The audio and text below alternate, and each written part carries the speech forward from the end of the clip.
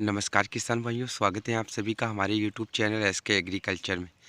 किसान भाइयों, आज की इस वीडियो में हम बात करने वाले हैं कि गेहूं की फसल में जो पोटास होता है वो हमें कब देना चाहिए, कितना देना चाहिए, कैसा देना, किस प्रकार से देना चाहिए।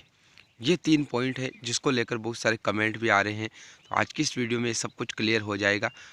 पोटास को लेकर आपके मन में किसी भी प्रकार का कोई सवाल नहीं रहेगा।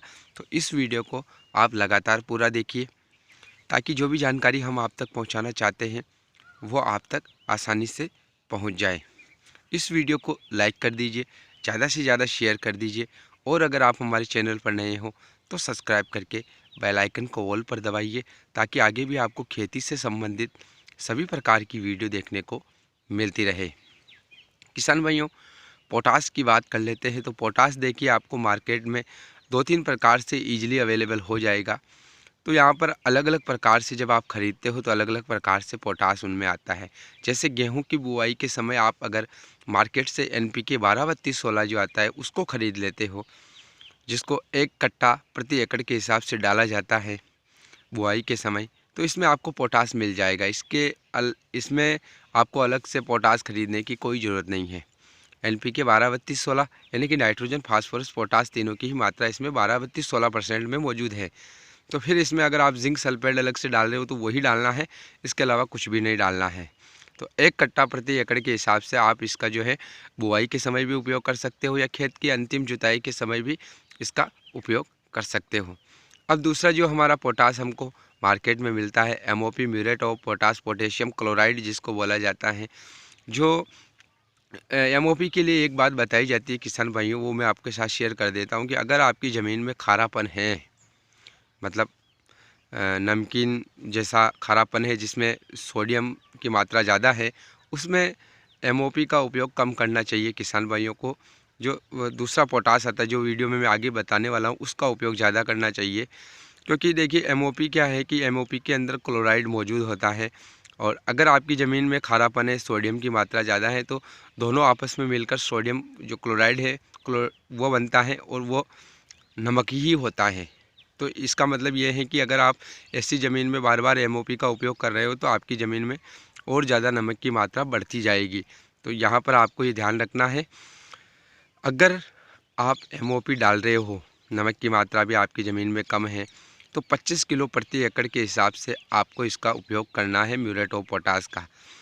म्यूरेट ऑफ पोटास का दाना जो होता है ना, रेड वाइट चूर्ण में आता है नमक के जैसे। तो इसको आप मशीन में गेहूं के साथ में बोवनी नहीं कर पाओगे, परेशानी आएगी, बराबर मात्रा ज़मीन में नहीं जा पाएगी। तो इसका उपयोग भी आप जो है खेत के अंतिम जुताई के समय छिटक कर सकते हो। बस ध्यान यही रखना है कि ऊपर से नहीं डालना है, क्योंकि ये जो खाद आते हैं बुआई के समय डालने वाले, ये ज़मीन के अंदर होने चाहिए। 2 से 3 सेंटीमीटर की गहराई पर जहाँ पर हम बीज डालते हैं वहाँ पर ये मौजूद होने चाहिए। क्योंकि जब ये यहाँ ज़मीन के अंदर रहेंगे और यहाँ पर ही जब ये घुलते हैं तो फसल को अच्छी तरीके से प्राप्त होते हैं। तो इनको ऊपर डालने से फ़ायदा कम मिलता है, तो इनको ज़मीन के अंदर ही रखना चाहिए। तो खेत के अंतिम जुताई के समय आप इसको डाल सकते हो। तीसरा जो आता है, जैसा मैंने दूसरे में बताया कि अगर सोडियम की मात्रा और नमक की मात्रा आपकी ज़मीन में ज़्यादा है तो आपको जो है MOP के बजाय जो SOP आता है, पोटेशियम सल्फेट, उसका उपयोग करना चाहिए। पोटेशियम सल्फेट जो है एक उच्च श्रेणी का पोटेशियम आता है जिससे क्लोराइड निकाल लिया जाता है। एक प्रोसेस होता है, उसके ज़रिए जो है इससे क्लोराइड को निकाल लिया जाता है, तो ये क्लोराइड फ्री हो जाता है। इसके सल्फर की मात्रा इसमें ऐड हो जाती है, वो फास्फेटिक श्रेणी में आते हैं, ये सल्फेटिक श्रेणी में आ जाता है। हालांकि इनको आपस में कभी भी नहीं मिलाना चाहिए, क्योंकि फास्फेटिक श्रेणी और सल्फेटिक श्रेणी के खाद अलग अलग उपयोग में होते हैं, कभी भी इनको एक साथ नहीं मिलाना चाहिए।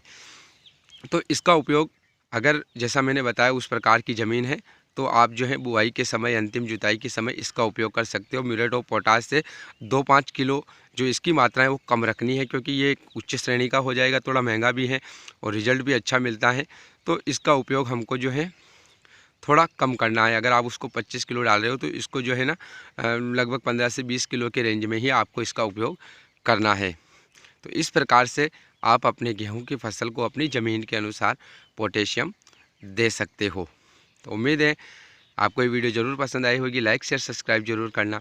मिलते हैं अगली नई वीडियो में, तब तक के लिए धन्यवाद।